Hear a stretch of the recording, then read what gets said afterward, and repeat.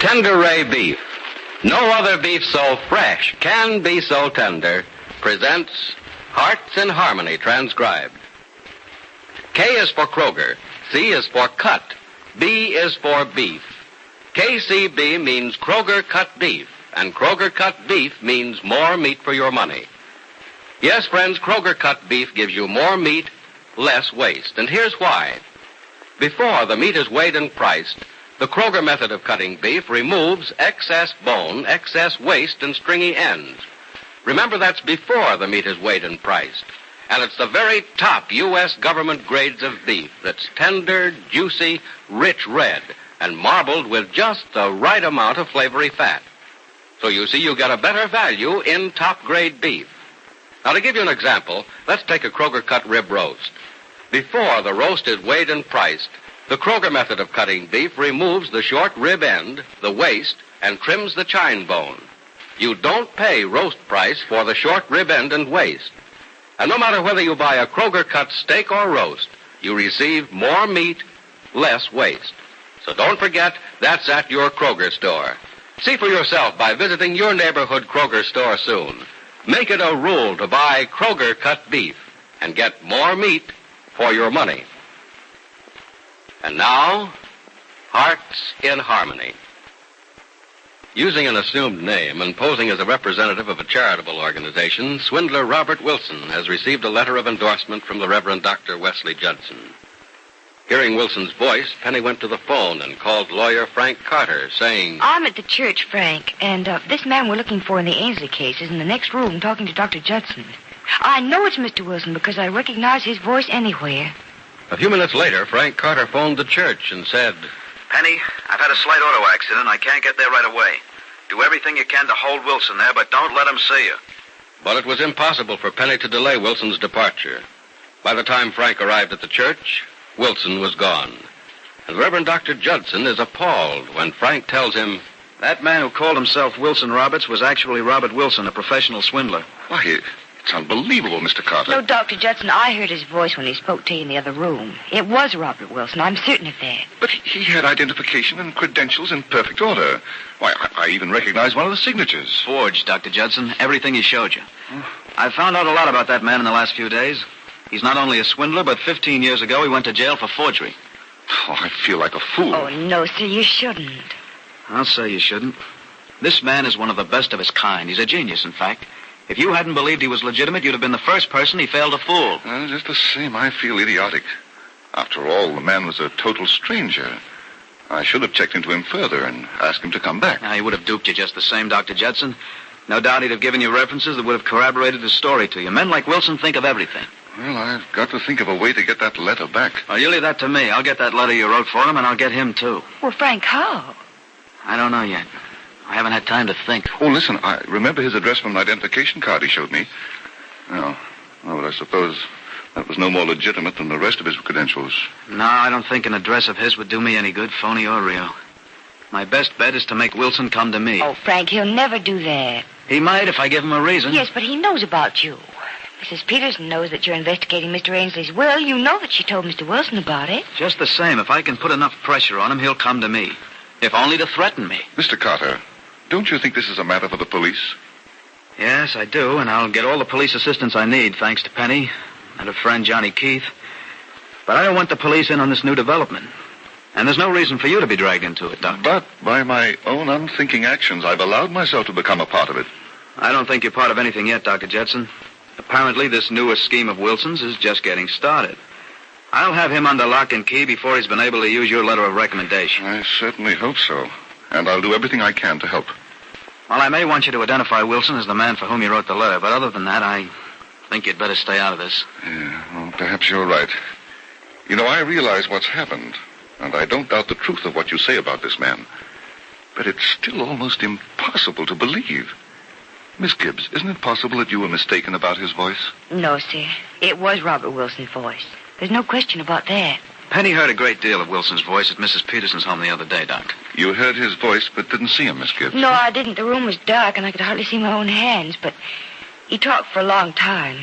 And I pay close attention to his voice because I thought it might be helpful if I could recognize it someday. That was very clever of you, Miss Gibbs. Let's hope I'm as clever in catching him. I'm sure you will be, Mr. Carter. And please remember, you can call on me for any help you need. I'll be more than glad to aid you in any way I can. Oh, thanks, Doctor. You may hear from me. Well, I better get back to the office and start thinking. I have my car, Frank. Can I drive you? If you don't mind, Penny. Mine had to be towed in after the accident. Well, I'm glad no one was hurt. I'm pretty lucky, I guess. Could have been a lot more serious than it was. Well, Doctor, don't worry about that letter or anything. Maybe Wilson is smart, but the smartest of them make mistakes. And I think Wilson has just made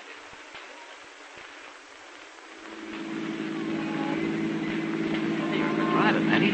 Oh, I ought to be. I've been driving since I was 16. Oh, for 2 or 3 years. Oh, thank you, sir. Wasn't that a sly attempt to get an idea of your age? Yes, it was. Very subtle. What do you think our chances are of catching Mr. Wilson? Frankly, they're as slim as a toothpick. Slim as a split toothpick, in fact. Yeah, but that was Mr. Wilson who came to see Dr. Judson just now. We were awfully close to him. Yeah, but getting close to him doesn't count. Getting the goods on him does. What about this charity he claims he's representing? I'm just now entertaining the horrible thought that it may be legitimate. But you do doubt it, don't you? I have sort of half and half feelings on the matter.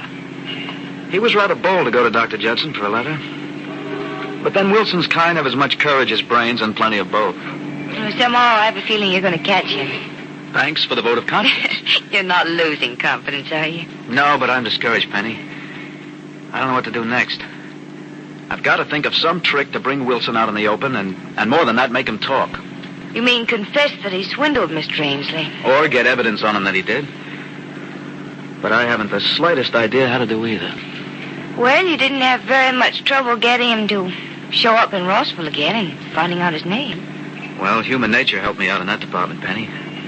I was sure if you frightened Mrs. Peterson into thinking we knew the facts about old Mr. Ainsley's will, she'd scream for help. That was if your guess was right. And if Mrs. Peterson knew Mr. Ainsley had been influenced when he wrote his will. Well, Mrs. Peterson did phone this guy Wilson, so my guesses were right. Well, here's the office. You sure you don't want me this afternoon, huh? No, Penny, you go home and rest. You've done enough for me and for Dr. Judson for one day. Now do something for yourself. Okay, I think I'll take a nap before dinner. If it's a beauty sleep, you don't need it, Penny.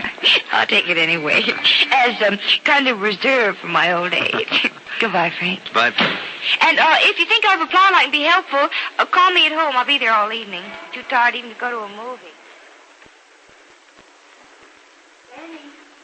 Penny, darling, you're still awake? Oh, come on in with it. Penny, you shouldn't take that nap before supper. It's 2:00 in the morning and you're still awake. Oh, darling, I've dozed off a few times. But you're not sleeping. What's the matter? I guess I'm too tired. Well, you've been working too hard, dear. I don't think so. I think you have been, though. Your church work keeps you terribly busy, and you've been doing more than your share for Mr. Carter.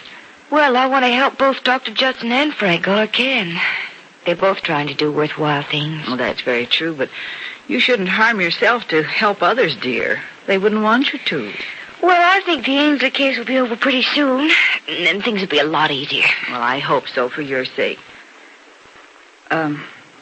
You haven't gone over to see that Mrs. Peterson again, have you? Darling, why do you keep asking me that? Well, I just don't want you to see her. Why not?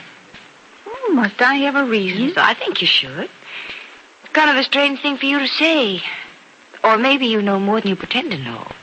Well, all I know is what you told me. Then you shouldn't have any reason to tell me to stay away from her. Penny, what happened to you the day Freddie and Johnny were looking for you? I mean, what really happened? I told you I fell and hit my head. Oh, Penny, I'll tell you the truth about something if you'll tell me the truth about how you hurt your head. What do you mean you'll tell me the truth about something? About why I want you to stay away from Mrs. Peterson. All right, Mother, why?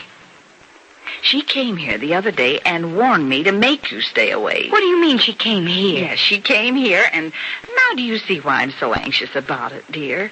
You will stay away from her now, won't you? Yes, Mother, I will. But only because there's no reason for me to go to her house again. Frank's going to handle anything like that from now on. Oh, I'm glad to hear that. You hurt your head at Mrs. Peterson's, didn't you? What happened? The man she's working with, this Robert Wilson, hit me with something and knocked me unconscious. Oh, Penny, but everything darling, turned out all right, darling, and I won't be getting in any danger anymore.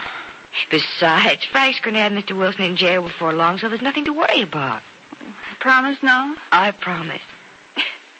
You don't think I like being hit like that, do you? Oh, I shouldn't think so. Penny, do you know that's the first time you've smiled since you came home this afternoon? Well, I guess I just get to thinking sometimes that there isn't very much to smile about. Oh, I realize that, dear. You haven't heard from Barry all week, have you? Or all last week either. Oh, Mother, what do you suppose is wrong? Oh, he feels the same way you do, Penny. Down, blue, and unhappy. He doesn't want to write you a letter that'd make you feel worse than you do. He couldn't. When I think about Barry, I couldn't feel any worse. Oh, Penny, you mustn't give up hope. I haven't given up hope, darling. It's only at certain times it seems kind of hopeless, futile. Oh, that's because you're tired. Now try to get some sleep. Mother, I can't sleep because I have a feeling that somewhere Barry's lying awake, too. Well, I don't doubt that he is. You don't think I'm silly to imagine that, do you? Oh, it might not be imagination, darling. You two love each other so much, it's very possible that your thoughts are transmitted to each other across the miles. I think they are. Well, do you think that Barry's given up hope? When he wrote last time, he said he never would. Well, then if you know he hasn't given up hope, you shouldn't either. Now, think hard, Penny. Try hard to catch his thoughts. Maybe he's lying awake thinking of you, trying to gain strength from your hope. I'm trying, Mother. Darling, they say that love conquers all things. And I believe it does. For I've seen love work, and I know the things it can do. Now, you're sure of your love, I know. Be just as sure that your love will bring you happiness. I am sure, darling. I am sure it will. I think you are. Can you sleep now? Yep, I think so. Good night, then. Pleasant dreams, dear. Good night, Mother. Good night. Will Penny Gibbs ever find happiness in her love for Barry Carlton? And will Frank Carter find a way to catch Robert Wilson before he's done further damage in Rossville? Be sure to listen to the next dramatic episode of Hearts in Harmony. KCB. KCB. KCB means Kroger Cut Beef, and Kroger Cut Beef means more meat for your money. Yes, Kroger Cut Beef gives you more meat, less waste. That's because before the meat is weighed and priced, the Kroger method of cutting beef removes excess bone, excess waste, and stringy ends. You get more meat, less waste in Kroger Cut Beef. It's top U.S. government grades of beef, tender, juicy, rich red, and marbled with just the right amount of flavory fat. So visit your neighborhood Kroger store and buy your favorite cut of beef. If you can get a Kroger cut sirloin steak, you'll notice that before the steak is weighed and priced, the Kroger method of cutting beef removes the stringy end, the waste, and the excess bone. Remember, whether you buy a steak or roast, Kroger cut beef gives you more meat for your money. But remember, ladies, you can buy a Kroger cut steak or roast only at Kroger stores. Make up your mind right now to visit your neighborhood Kroger store without delay. Your Kroger meat man has just the cut of beef you want. It's delicious and juicy. It's top-grade beef that will thrill your family. Make it a rule to buy Kroger cut beef and get more meat, less waste, which means you get more meat for your money at your Kroger store. Listen again tomorrow, same time, same station, for another exciting transcribed chapter of Hearts in Harmony.